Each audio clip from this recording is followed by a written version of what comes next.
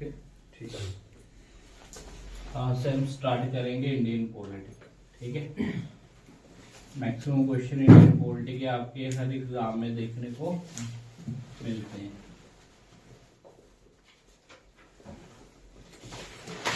ठीक है, बेसिक जो आपका सिलेबस होगा उसमें कॉन्स्टिट्यूशन से रिलेटेड चीजें ही पूछी जाएंगी। ठीक है, इंडिया का संविधान कैसे बना, ठीक है, उसके क्या क्या फीचर्स हैं, ठीक है, वो सब कुछ देखेंगे। ठीक, जो पोलिटी वर्ड है ग्रीक वर्ड पोलिस से आया हुआ है। पोलिटी किससे बना हुआ है? पोलिस। ग्रीक वर्ड है पोलिस। पोलिस का मीनिंग क्या होता था? City state. City state Greek में उन स्टेटों को बोलते थे जिनकी पॉपुलेशन कोई लगभग 5000 के करीब करीब होती थी। ठीक है, छोटे छोटे राज्य, छोटे छोटे एरिया, ठीक है, जिसमें फुल डेमोक्रेसी टाइप उनका जो भी होता होगा, ठीक है, होती थी। हमने क्या करना है, हमने भी इधर मीनिंग देखना है स्टेट का। सिटी तो आप समझिए, स्टेट। स्टेट जब भी हम पढ़ेंगे इधर राज्य नहीं आएगा। स्टेट का मीनिंग क्या होगा? कंट्री। जैसे इंडिया एक स्टेट है, ठीक है, चाइना स्टेट है, अमेरिका को क्या बोलेंगे? स्टेट बोलेंगे। अब हम स्टेट के एलिमेंट देखेंगे। ठीक है, किसी को भी स्टेट बोलने के लिए उसके 4 एलिमेंट होते हैं। ठीक है, ये क्वेश्चन आईएएस में भी पूछा गया है। ठीक है, आपको 4 एलिमेंट पता होना चाहिए। ठीक है, और इसी से आपको समझाएंगे कि हमारा कॉन्स्टिट्यूशन जो मेकर थे उनके दिमाग में कॉन्स्टिट्यूशन जब वो बनाते हैं तो कैसे आइडियाज आते हैं। ठीक है, जब कोई भी चीज स्टेट बनती है तो सबसे पहले उसका क्या आता है? ज्योग्राफी होती है ना। किसको स्टेट बोलेंगे? इंडिया तो है, इंडिया क्या है? इंडिया है। ठीक है, इंडिया का कोई पर्टिकुलर ज्योग्राफी होती है। हर कंट्री का क्या होता है? मैप होता है। उस मैप में उसकी क्या होती है? टेरिटरी होती है, जिसको हम ज्योग्राफी बोलते हैं।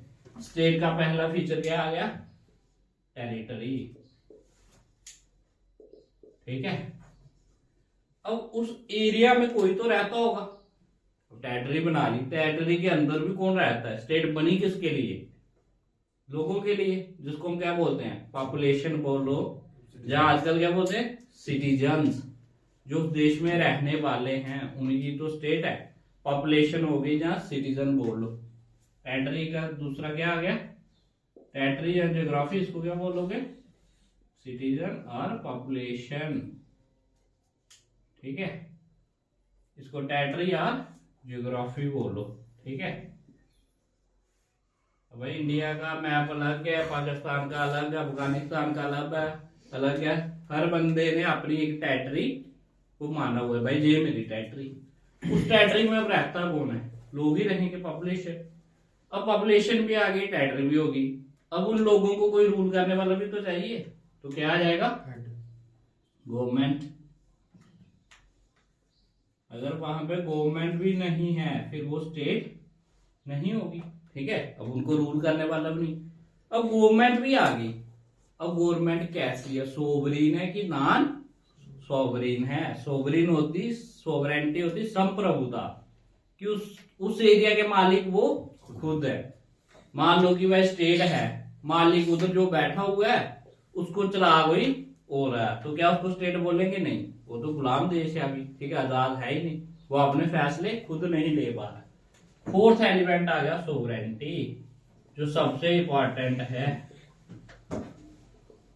सोवरेंटी यही सबसे इंपॉर्टेंट एलिमेंट है। बाकी 3 फीचर हमें हर जगह मिल जाएंगे। अब जम्मू कश्मीर को क्या स्टेट बोलेंगे? जैसे ऐसे झूठी हम बोलते हैं ना, कोई भी ले लो, हिमाचल ले लो, कोई भी ले लो, तो हिमाचल का क्या है? टेरिटरी अलग से मैप होगा। हिमाचल के लोग भी, उनके पॉपुलेशन रह रही है। हिमाचल की अपनी गवर्नमेंट होती, गवर्नर सीएम सब कुछ होता। क्या हिमाचल सोवरेंटी है उसके पास? नहीं है, क्योंकि हिमाचल किसके अंडर है? इंडिया के रूल के अंडर, इंडिया के अकॉर्डिंग चलेगा, इंडिया के संविधान के अकॉर्डिंग चलेगा। अगर उसका सब कुछ अपना ही हो, अपना कॉन्स्टिट्यूशन, अपना रूल, ठीक है, वो संप्रभुता उनकी खुद की हो। सोवरेंटी होती है संप्रभुता, ठीक है, खुद की हो, तो वो भी क्या हो जाएगी? एक अलग कंट्री टाइप माना जाएगा। किसी भी कंट्री को देखना हो, उसके ये 4 फीचर हैं। ठीक है, जो क्वेश्चन आईएएस 2021 में पूछा गया। ठीक है, अब इसी से समझते हैं हम कि जब हमारा कॉन्स्टिट्यूशन बना, जो कॉन्स्टिट्यूशन मेकर थे उनके दिमाग में क्या चीजें आई।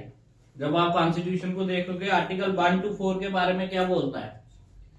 पहला आर्टिकल ही क्या बोलता है? India that is Bharat. पहले इंडिया के बारे में बताता है, इंडिया की टेरिटरी क्या क्या है, कौन कौन सा एरिया इंडिया के अंदर आता है, ड्यूटी आती है, ये वाली स्टेट्स आती है जो हमने एक्वायर की वो आती है, ठीक है। आर्टिकल 1 to 4 किसके बारे में? जी वही टेरिटरी के बारे में ही आता है, ठीक है। आगे आर्टिकल 5 to 11 सिटीजनशिप, ठीक है। तो ये देखो आ गया नहीं, ऐसे ही बना। फिर आगे गवर्नमेंट के बारे में जितना भी पढ़ते हैं हम, सारा आगे गवर्नमेंट के बारे में जितने भी आ जाते हैं 12 to, ठीक है। आर्टिकल जैसे हम पढ़ लेते हैं 12 to 395, ये सारे गवर्नमेंट के बारे में आगे डील करेंगे, ठीक है। गवर्नमेंट हमें फंडामेंटल राइट्स दे रही है, डायरेक्टिव प्रिंसिपल सारा कुछ वहीं से आ रहा है, ठीक है। फिर ये सारी चीजें कौन कर रहा है? हमारा देश खुद कर रहा है, किसी और के इन्फ्लुएंस के अंडर नहीं कर रहा, तो वो क्या हो गया? सोवरेन हो गया। अब आर्टिकल 1 उन्होंने इंडिया के बारे में क्यों लिखा, ये आपको समझ आया? कि किसी बुक में मिलेगा, कोई कोचिंग वाला को समझाएगा। उसने आर्टिकल 1 में ही क्यों लिखा India that is Bharat, article 20 में भी लिख सकता था, ठीक है।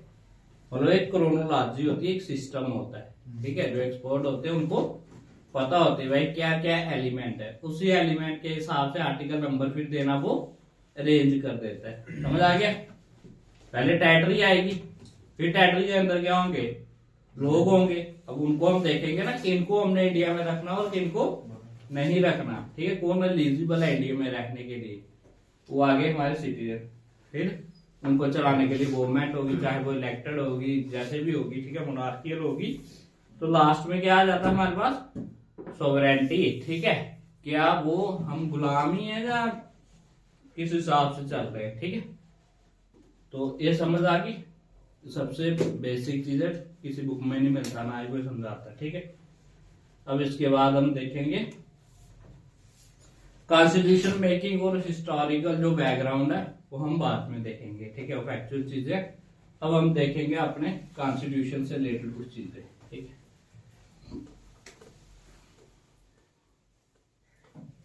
फीचर्स देखेंगे कॉन्स्टिट्यूशन के, क्या क्या फीचर। कॉन्स्टिट्यूशन पता है ना सबको क्या होता है? संविधान। एक कॉन्स्टिट्यूशन क्या है? एक रूल बुक है जिसमें लिखा गया है किसकी क्या ड्यूटी है, ठीक है। किसकी क्या पावर्स है, क्या ड्यूटीज है, ठीक है। प्रधानमंत्री उसके पास क्या पावर है और क्या ड्यूटीज है। चीफ मिनिस्टर के पास क्या पावर है, क्या ड्यूटी। उनको इलेक्ट कैसे किया जाएगा, उनको डिस्क्वालीफाई कैसे किया जाएगा, ठीक है। मतलब सारे रूल लिखे हुए ताकि एक सिस्टम चलता रहे, ठीक है। अब नेक्स्ट में लिखो, नेक्स्ट टॉपिक पढ़ेंगे हम फीचर्स ऑफ इंडियन कॉन्स्टिट्यूशन के फीचर्स देख लेते हैं, ठीक है। देख लो, हेडिंग डालो।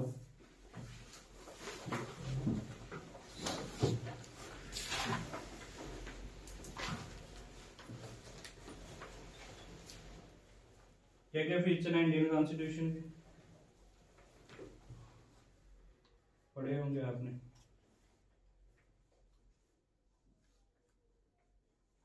क्या क्या फीचर्स हैं?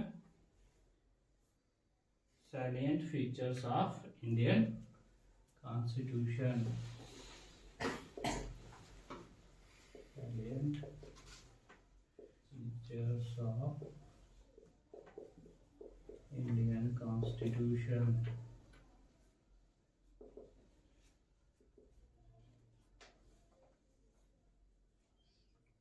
ठीक है। क्या क्या फीचर है इंडियन कॉन्स्टिट्यूशन के? Longest written constitution. अब भाई रिटन और नॉन रिटन में क्या चक्कर है? लॉन्गेस्ट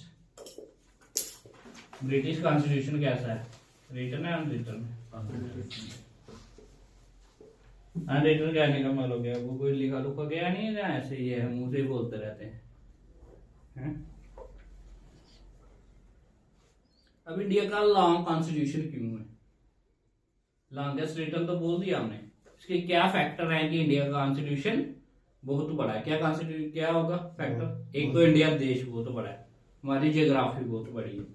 दूसरा, इंडिया और जो हमारी स्टेट्स है उनके सबके लिए क्या एक ही कॉन्स्टिट्यूशन है। अमेरिका में क्या है, उनकी जो अलग अलग स्टेट्स हैं यूएसए के अंदर, सबका अलग अलग कॉन्स्टिट्यूशन, स्टेट का अलग से है और अमेरिका का खुद का है। हमारा क्या है, होल ऑफ द इंडिया और जो उसकी स्टेट्स हैं उन सबका क्या है, यूनियन और स्टेट्स का एक ही कॉन्स्टिट्यूशन है। दूसरा और क्या फैक्टर होगा, तीसरा कि बनाने वाले लोग कौन थे, लॉयर्स थे, ठीक है, लॉयर लोग थे, ठीक है, वकील लोग थे, वो ऐसे भी डिटेल में चीजें घुमा घुमा के लिखते रहते हैं, ठीक है, टफ बना दिया उन्होंने। और क्या फैक्टर होगा, जो हिस्टोरिकल इन्फ्लुएंस, हिस्टोरिकल इन्फ्लुएंस किसका है, कौन सा था, 1935 का एक्ट, ठीक है, गवर्नमेंट ऑफ इंडिया 1935 एक्ट जो अंग्रेजों ने बनाया था, ठीक है।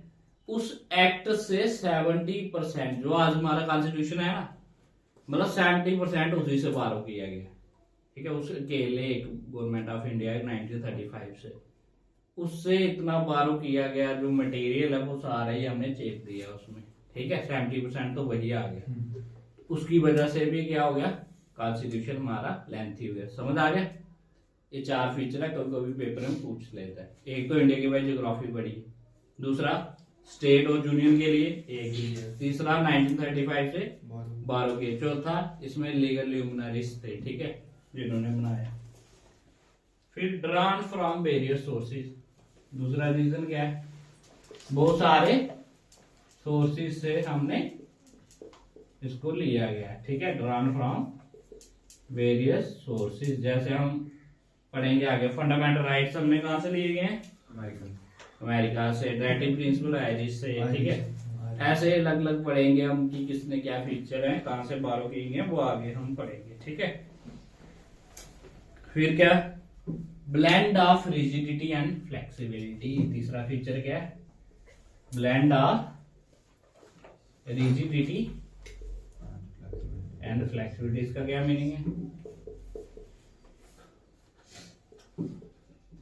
रिजिडिटी क्या होती है, इंडिया का कॉन्स्टिट्यूशन कह रहा है हार्ड भी और सॉफ्ट भी। नॉर्मल केसेस में कैसा होता है, सॉफ्ट होता है, ठीक है, जैसे अभी चल रहा है, अभी क्या है हमारा इंडियन कॉन्स्टिट्यूशन क्या है, फ्लेक्सिबल है, इजिली मॉडिफाई किया जा सकता है, कुछ भी चीजें हैं, ठीक है, सिंपल चल रही। बट जब भी हार्ड टाइम आएगा, जैसे इमरजेंसी की सिचुएशंस, तब क्या हो जाता है, तब इसका रूल आ जाता है, जैसे बोलते हैं ना, प्रेसिडेंट रूल लग गया, इमरजेंसी लग गई, तो फिर सारा कब्जा किसका आ जाता है, सेंटर का। ऐसे क्या, स्टेट के पास खुद की पावर है, जब भी प्रेसिडेंट रूल लग जाता है, ठीक है, जहां इमरजेंसी लग जाती है, फिर किसका रूल आ जाता है, सेंटर का। फिर यूनियन ही जो कहती है वही स्टेट्स को करना पड़ता है। तो क्या हो गया, दोनों इसमें फीचर आ गए, रिजिड भी आ गया, फ्लेक्सिबल भी आ गया। और रिजिड और फ्लेक्सिबल में और भी चीजें आ गई, कुछ पार्ट हमारे कॉन्स्टिट्यूशन के क्या है, इजिली अमेंडेबल है, ठीक है, उसमें सिर्फ सिंपल मेजॉरिटी चाहिए, और कुछ में 2/3 मेजॉरिटी प्लस 50% ऑफ स्टेट्स की भी हमें मंजूरी चाहिए, ठीक है, फिर ही उसको अमेंड किया जा सकता है। 4th पार्ट देखो, इसमें आ गया ना रिजिडिटी फ्लेक्सिबिलिटी, इसमें अमेंडमेंट से रिलेटेड चीजें हुई हैं, ठीक है। Federal structure, federal system with unitary vice, जो वही जो मैं आपको समझा रहा था, ठीक है। ऐसे हमारा सिस्टम क्या है, फेडरल। फेडरल सिस्टम कौन सा होता है, जिसमें डिवीजन ऑफ पावर होती है, पावर सेंटर और स्टेट में डिवाइड है। बट मेनली किसका होल्ड है, विद यूनिटरी बाइस, बाइसनेस किसकी तरफ है, यूनिटरी, मतलब ज्यादा अगर कहीं पंगा अटक जाए तो किसकी मानी जाएगी, यूनियन की, सेंटर की चलेगी, ठीक है। नेक्स्ट फीचर क्या है, parliamentary form of, parliamentary form of government में क्या होता है, इसका क्या फीचर है, इलेक्टेड रिप्रेजेंटेटिव, वो तो दूसरे प्रेसिडेंशियल में भी होगा, पार्लियामेंट्री फॉर्म ऑफ गवर्नमेंट। इसमें क्या होता है, लेजिस्लेचर और executive both sink together and swim together. कहने का मतलब क्या है, जो हमारा लेजिस्लेचर होता है, जिनको एमपी को हम चुनते हैं, उन्हीं में से क्या बनती है, कैबिनेट के मिनिस्टर उन्हीं में से निकलते हैं ना। जितनी देर हमारा लेजिस्लेचर रहेगा उतनी देर ही हमारी क्या रहेगी, एग्जीक्यूटिव रहेगी। एग्जीक्यूटिव होते हैं ना जिनको अलग अलग मंत्रालय मिला हुआ है, ठीक है, बहुत सारे किसके पार्ट है, एग्जीक्यूटिव पे। हमारा लेजिस्लेचर खत्म होगा तो एग्जीक्यूटिव भी क्या हो जाएगा, वो भी डिसॉल्व हो जाएगा। तो क्वेश्चन पूछा जाता है बड़े बड़े एग्जाम में, यूपीएससी के भी, ठीक है, कि इसका मीनिंग क्या है पार्लियामेंट्री फॉर्म ऑफ गवर्नमेंट, ठीक है। तो उसमें दोनों एक साथ ही चलेंगे, ठीक है। अमेरिकन का जो प्रेसिडेंशियल सिस्टम होता है उधर क्या होता है, प्रेसिडेंट अपनी मर्जी से किसी को भी क्या कर सकता है, चाहे एमपी कोई भी बना है वो किसी को भी मिनिस्टर उठा के रख सकता है, भाई ये मेरा मिनिस्टर होगा, ये मेरा मिनिस्टर होगा, ठीक है, अपनी मर्जी से।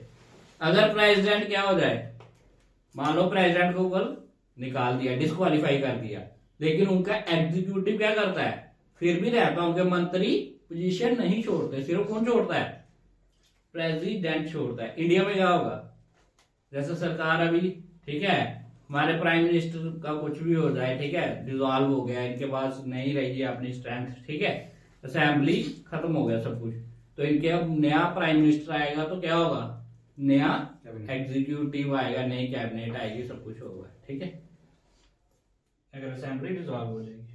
फिर देखो सिंथेसिस ऑफ पार्लियामेंट्री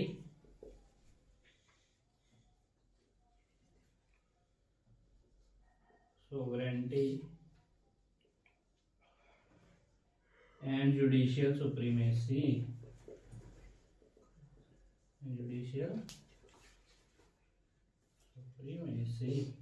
होता है इंडिया में क्या है, सिंथेसिस ऑफ पार्लियामेंट्री सोवरेनिटी, ठीक है, हर चीज कौन डिसाइड करता है, पार्लियामेंट, बट सुप्रीम कौन है, जुडिशरी।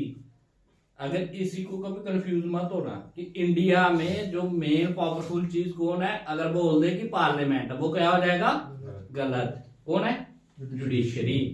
बट जो ब्रिटिशर है वहां पे क्या है, जुडिशियल सिस्टम इतना स्ट्रांग नहीं है, वहां पे सोवरीन कौन है, वहां पे पार्लियामेंट, जो पार्लियामेंट कह देगी वही कोर्ट को भी मानना पड़ेगा। इंडिया में ऐसा नहीं, हमारा कोर्ट क्या कर सकता है, जो पार्लियामेंटेरियन ने लॉ बनाया उसको नल एंड वॉइड कर सकता है, कैंसिल कर सकता है उस कानून को। जैसे अभी हमने क्या देखा था, जो फार्मर बिल्स आए थे वो उन्होंने कैंसिल कर दिए ना कोर्ट में, तो क्या हो गया, कैंसिल हो गया। तो मतलब पार्लियामेंट को किसने ओवर रूल कर दिया, जुडिशरी ने कर दिया, ठीक है, जुडिशरी देखती है चीजों को।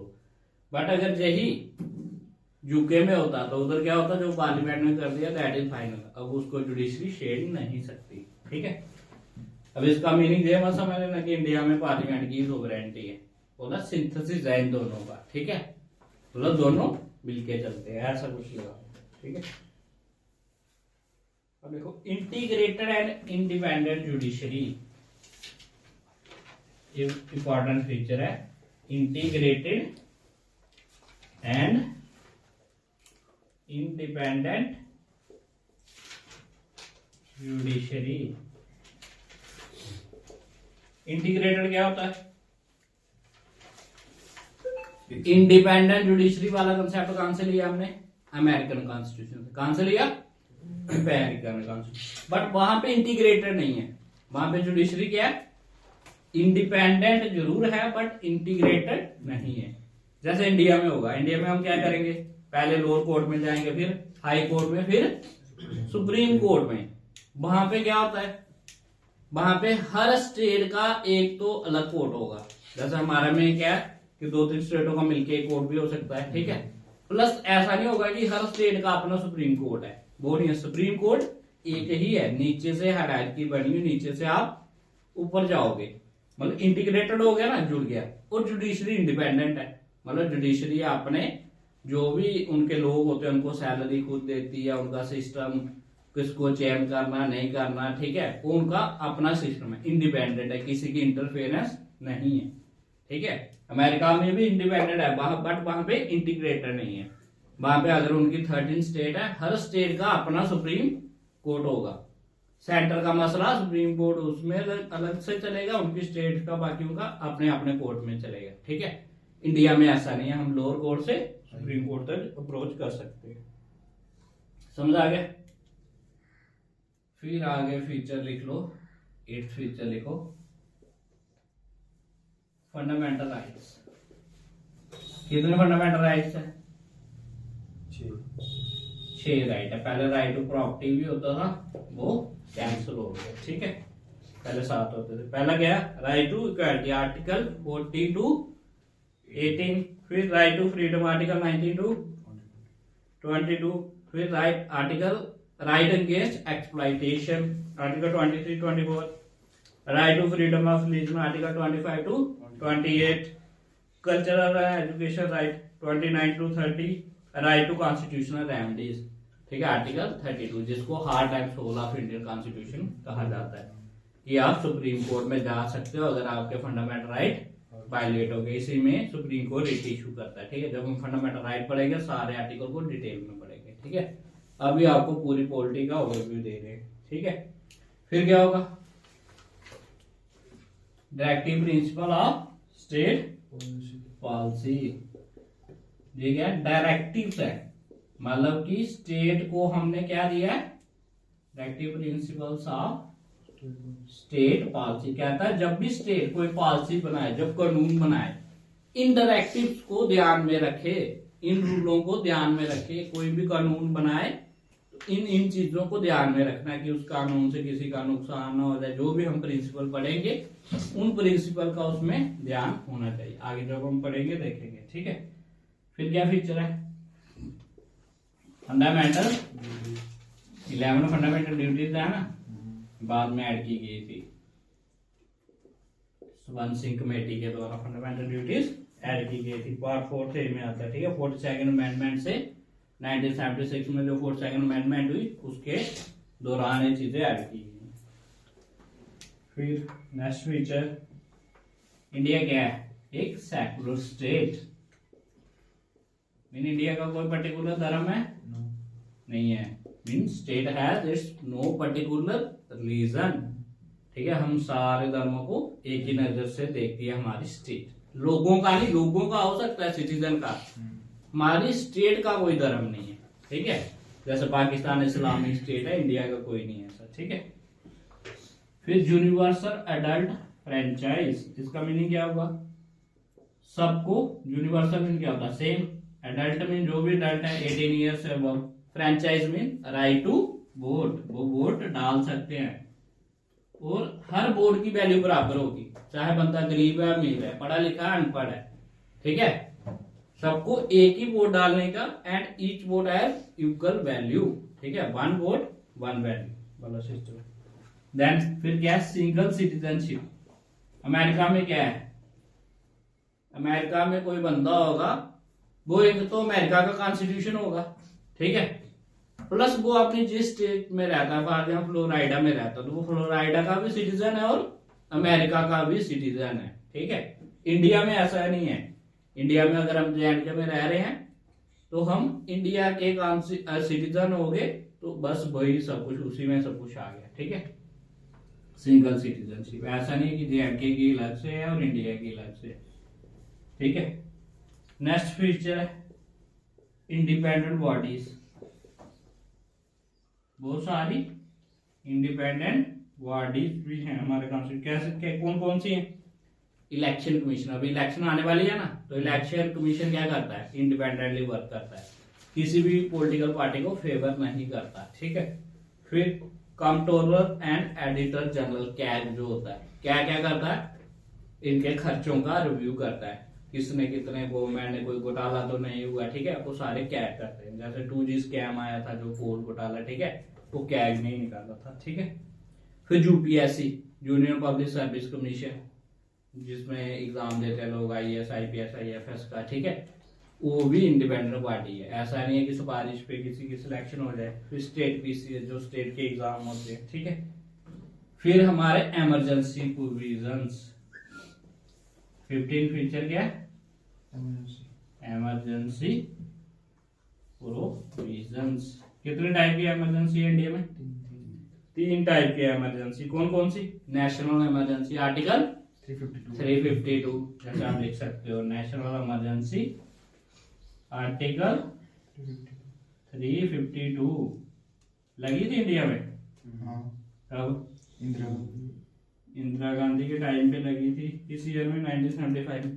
ठीक है, फिर क्या हो जाती है स्टेट इमरजेंसी, जिसको क्या बोल देते हैं प्रेसिडेंट रूल। ठीक है, ये कौन सा आर्टिकल है? 356 एंड 365 दोनों इसमें लगते हैं। ठीक है, और फाइनेंशियल, ये तो इंडिया में भी लगी है। ठीक है, ये तो 130 बार से ऊपर लग चुका है प्रेसिडेंट रूल। ठीक है, जब आगे पढ़ेंगे डिटेल में। एक है फाइनेंशियल इमरजेंसी, जो कि इंडिया में आज तक, जो भी वित्तीय इमरजेंसी होती है ना, वो आज तक इंडिया में कभी नहीं लगी। फाइनेंशियल इमरजेंसी में गवर्नमेंट एम्प्लॉयज की क्या सैलरी बंद की जा सकती है, बट इंडिया में अभी तक ऐसी सिचुएशन कभी नहीं हुई फाइनेंशियल इमरजेंसी लगानी पड़े। ये कौन सा आर्टिकल है? 360 और 16 फीचर ऊपर लिख रहा हूं। ठीक है, 3 टियर गवर्नमेंट है ना। 3 टियर गवर्नमेंट कौन कौन सी है? सेंटर, स्टेट और लोकल गवर्नमेंट। लोकल गवर्नमेंट में क्या आ गया? पंचायती राज, म्युनिसिपैलिटी वाला। ठीक है, इसी को ग्रास रूट गवर्नमेंट भी बोलते हैं, ग्रास रूट वाली। ठीक है, फिर कोऑपरेटिव सोसाइटीज भी एक फीचर है। क्या कोऑपरेटिव सोसाइटीज होती है ना इंडिया में, कोऑपरेटिव सोसाइटीज। ये 3 टियर वाला कब बनाया था हमने? 73rd और 74th अमेंडमेंट 1992 वाला। ठीक है, इसमें वो कोऑपरेटिव किसमें? आर्टिकल 19 के अंदर फ्रीडम है, राइट टू फ्रीडम की हम कोऑपरेटिव बना दे। ठीक है, 97 अमेंडमेंट हुई थी 2011 में, उसी में कोऑपरेटिव का मतलब दिया गया था कंसेप्ट। ठीक है, उसी के बाद आर्टिकल 19, फिर डायरेक्टिव प्रिंसिपल 43B, उसमें भी कोऑपरेटिव का कंसेप्ट है। ठीक है, और एक नया पार्ट भी ऐड किया गया था 9th B। 9th B में क्या आता है? कोऑपरेटिव से रिलेटेड चीजें, और 9th में किससे रिलेटेड आती हैं?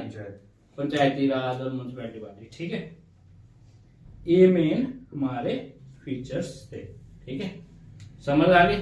साइलेंट फीचर मैंने डिटेल में इसलिए बताया ताकि आपको पूरी पॉलिटी की पता चलता है, और यही पढ़ना हमने पूरी पॉलिटी में। जुडिशरी, ठीक है, जुडिशरी के बारे में, पंचायती राज के बारे में, फंडामेंटल राइट, डायरेक्टिव प्रिंसिपल्स, ठीक है, फंडामेंटल ड्यूटीज, हमारा कॉन्स्टिट्यूशन, सोर्सेज क्या क्या है, ठीक है, कहाँ से बारो किया गया है, सारा इसलिए डिटेल में बताया। इस बुक में नहीं मिलेगा आपको इतना। ठीक है, और समझा भी दी चीजें, यही पॉलिटी है। ठीक है, इसी में से 3-4 क्वेश्चन घूम फिर के हर साल आएंगे। इन फीचर से ही आपको क्वेश्चन मिलेंगे। अगर बंदा इस लेक्चर को देख लेना, आगे पॉलिटी ना भी पढ़े तब भी वो सारे क्वेश्चन कर लेगा। ठीक है, बट हमने इसको आगे डिटेल में पढ़ना कि हमसे कोई चीज छूट ना जाए। ठीक है, कोई टफ क्वेश्चन आता है वो भी हो जाए। ठीक है, मेन सारा क्रक्स यही है। ठीक है,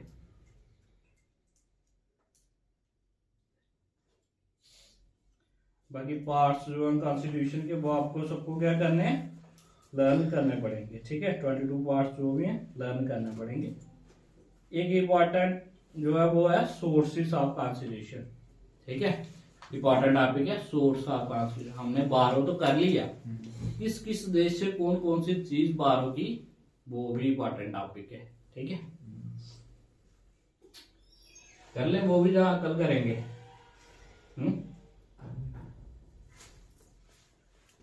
ये सबने नोट कर लिया ना? साइलेंट फीचर हो गए। अब देखेंगे सोर्सेस ऑफ कॉन्स्टिट्यूशन।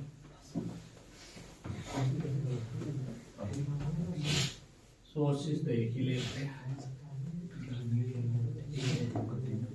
बाकी चीजें कल करेंगे। ठीक है, सोर्सेस और बारो